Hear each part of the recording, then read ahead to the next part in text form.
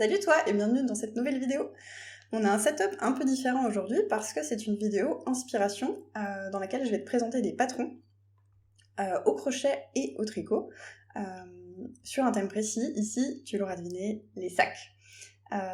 J'ai envie de faire des vidéos thématiques comme ça. Je t'en ai déjà parlé dans mon dernier épisode de journal créatif pour le bilan de février. C'est ça, on est déjà mi-mars. Je t'ai déjà parlé de cette envie-là, et du coup, cette fois, j'ai pris le temps, je me suis lancée. J'attends tes retours aussi d'un point de vue setup, de comment ça se passe, si ça te va ou pas, si t'as des retours constructifs. Les retours constructifs sont toujours les bienvenus. Donc voilà, je vais essayer de ne pas taper dans le micro et de parler peut-être un peu moins vite. Ça fait des milliers de fois que je recommence cette introduction. J'ai décidé de garder celle-ci parce que sinon je ne vais jamais y arriver. Il y a un moment, il faut se lancer. Je ferai peut-être un petit blabla à la fin sur le pourquoi du comment je fais ces vidéos un peu plus. En tout cas, on va rentrer directement dans le vif du sujet avec un premier sac au crochet qui est le Climbing Vine Bag de Natalia Kononova, donc qui est celui-ci. Et c'est vraiment cette photo-là qui est vraiment la première photo du patron qui m'a fait craquer pour ce modèle. Je trouve ça vraiment très, très beau, très simple aussi dans ce beige. Et je le vois vraiment très bien comme sac à projet, en fait, comme sac en cours pour le tricot. Je trouve qu'il est vraiment très joli. Dans ces cas, si je le fais pour le tricot, je pense que... Enfin, pour y ranger mes tricots, je pense que je ne ferai pas la grande anse qui est là pour pouvoir le porter en bandoulière, mais juste avec les deux poignets. Et une doublure comme ça pour le fermer. Je trouve ça vraiment très joli. C'est un patron qui a l'air d'être assez versatile aussi parce que le rendu est complètement différent quand on change les couleurs aussi. Il y a de quoi faire, je pense.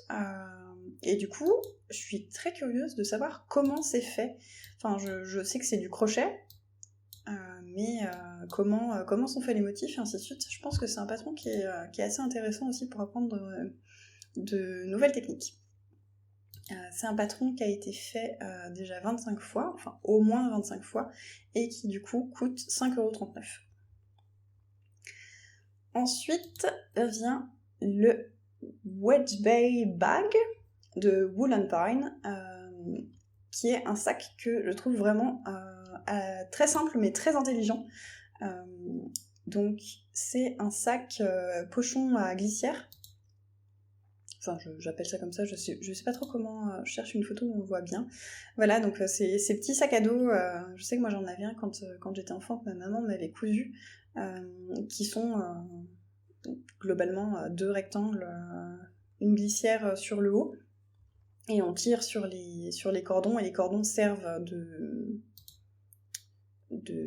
j'ai oublié le nom de ça, servent à pouvoir porter le sac sur le dos.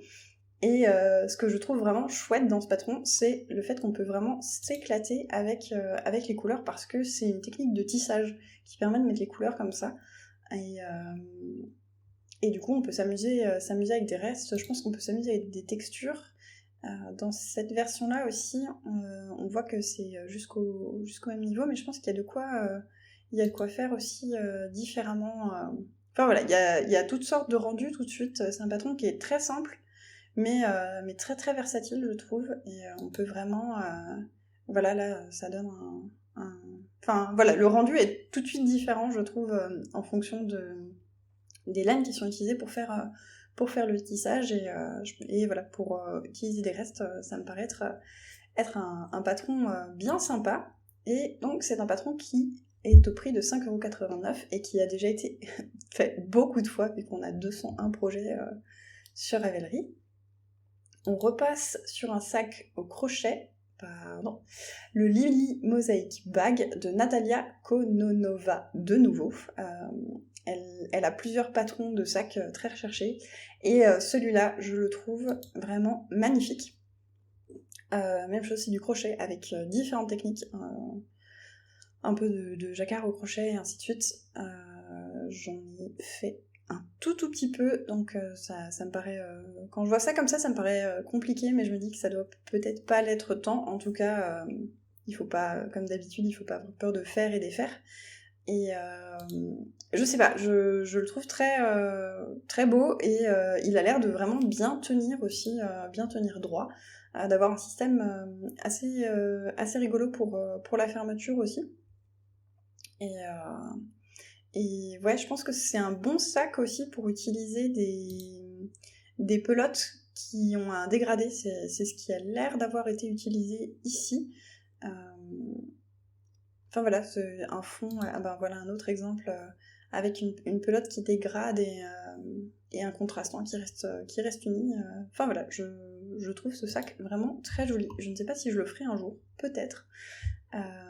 Et du coup, il est au prix de 5,39€ et il a quand même été fait pas mal de fois, 139 fois. Donc voilà pour du crochet encore. Un autre sac, celui-là, c'est le Technicolor Tote Bag de Petite Knit, qui aussi, pour le coup, pour utiliser des restes, a l'air vraiment hyper chouette, parce que je sais pas, j'ai pas regardé le détail, mais j'ai une amie qui l'a tricoté. Je sais plus si c'est cette version-là, ou il existe en version plus grosse aussi, enfin plus grande. Et on tricote avec plusieurs fils dans la main. C'est aussi ça qui permet d'avoir cet effet chiné et dégradé. Et je trouve ça hyper sympa parce que on peut vraiment être très créatif aussi, avoir vraiment beaucoup de rendus différents et passer une bonne quantité de restes. En plus, je pense que l'échantillon doit être assez dense, en tout cas sur les photos, c'est l'impression que ça donne. Et avec un échantillon dense, je pense qu'on se retrouve aussi avec un sac qui va avoir moins tendance à se déformer avec le temps et qui doit rester bien compact. En tout cas, c'est un patron qui a l'air assez simple, et je pense que ça doit être très satisfaisant parce qu'on doit passer sûrement pas mal de fils et pas mal de restes, même des petits restes. Je pense qu'on a de quoi faire et de quoi s'amuser. C'est un patron qui a été fait déjà au moins 103 fois et qui coûte 4,20€. On repasse sur du crochet avec le Mosaic Bucket Bag de Rebecca Langford, qui est au prix de 1,95€, donc vraiment un tout petit prix. Et c'est un des premiers sacs au crochet que j'ai mis de côté sur Ravelry, il me semble. Ça fait un peu sac bourse comme ça, et je le trouve aussi très joli. J'ai aucune idée de comment on fait ce point. En tout cas, je trouve le rendu vraiment super chouette. Et même chose, je pense que pour en faire un petit pochon pour mettre des ouvrages, ça peut être très, très sympa aussi, mais en petit sac un peu estival aussi, ça peut être sympa. Et même chose ici, on voit différentes versions où la laine, enfin le fil utilisé est différent. Là, on est sur le tout premier, on était sur un blanc avec du bleu par-dessus, et là on voit qu'il y a un système de rayures en dessous. Même chose sur cette version rose. Donc je pense aussi que pour utiliser des restes, ça peut être sympa de faire une version très très colorée, mais il y a aussi moyen de faire une version beaucoup plus sobre. C'est un patron qui a l'air quand même très versatile. Et voilà, 458 projets, donc il y a de quoi faire. Je te cite à chaque fois le nombre de fois qu'a été fait le projet, parce que parfois je trouve ça intéressant aussi. Ça met parfois en confiance, et ça permet surtout d'avoir beaucoup d'inspiration.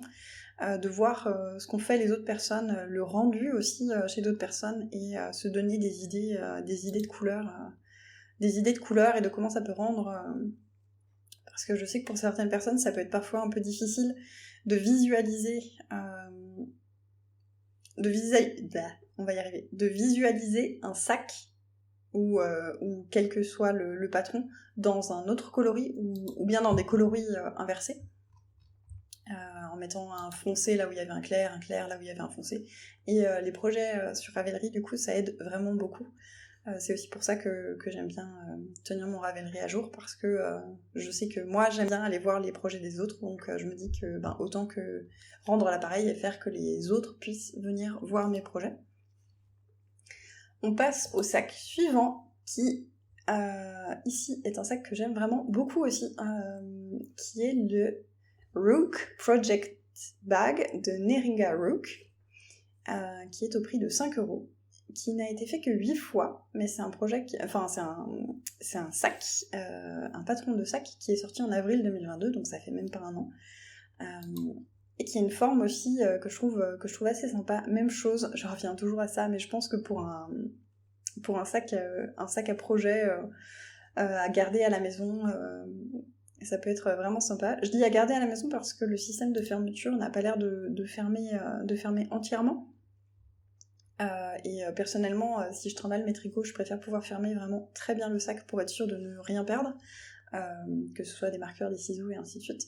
Mais j'aime beaucoup la forme et aussi le fait qu'on voit bien sur cette première photo, on a une version très haute et une version plus petite, et il y a l'air d'avoir pas mal de points texturés différents, et j'aime bien les textures, j'aime bien quand il se passe quelque chose dans le tricot, et je trouve ça très intéressant.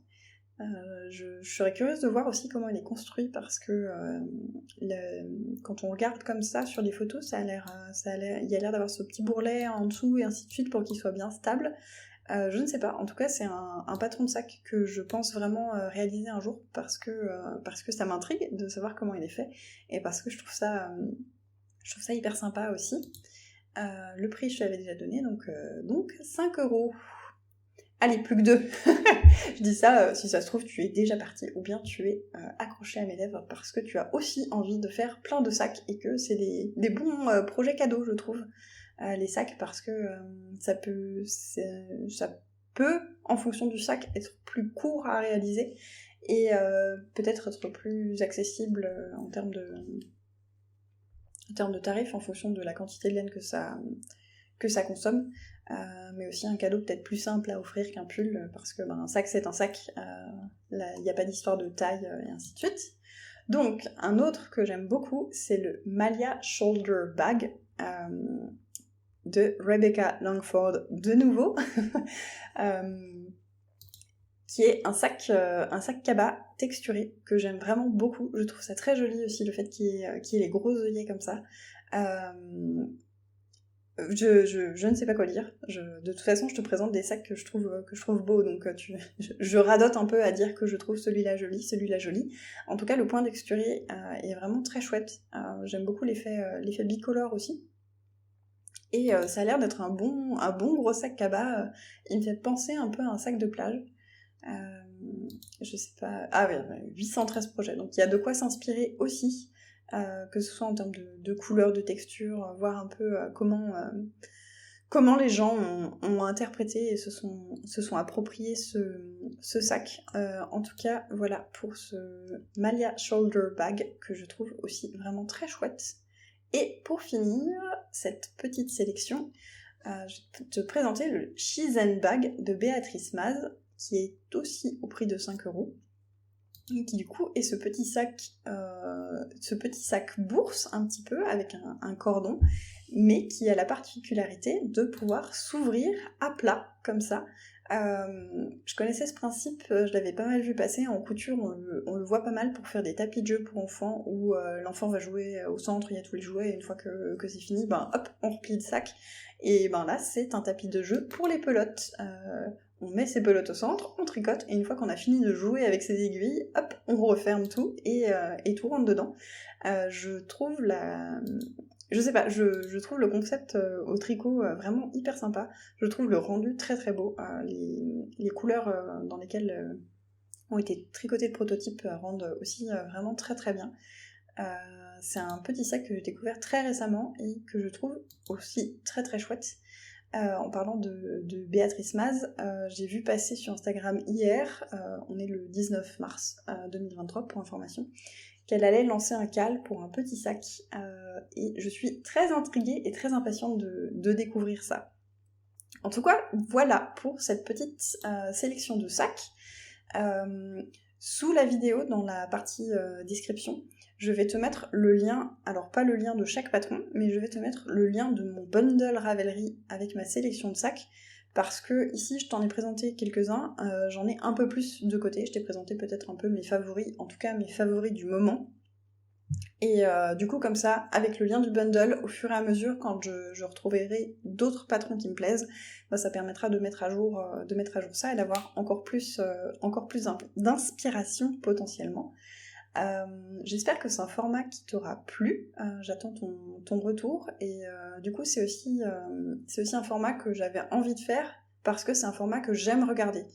J'aime beaucoup m'inspirer, regarder beaucoup de choses différentes, découvrir des choses différentes, des patrons différents, des nouveaux designers, des nouvelles designeuses. Et sur Instagram, parfois on peut avec le partage des gens et ainsi de suite, mais c'est vrai que de temps en temps, j'aime bien faire des recherches sur Ravelry autour d'un thème.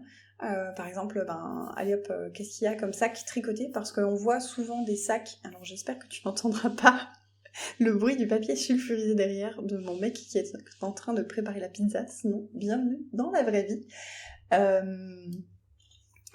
Je disais donc que j'aime bien faire des recherches autour d'un thème, et du coup là c'était les sacs, et voilà, de mettre les filtres sur Ravelry et de chercher des nouveaux patrons. Voilà, je pense que je vais m'arrêter là, j'espère que ce format t'aura plu, je radote comme toujours, mais si tu me suis depuis un petit temps, tu as l'habitude. Je te souhaite en tout cas une très bonne journée ou une très bonne... On va y arriver.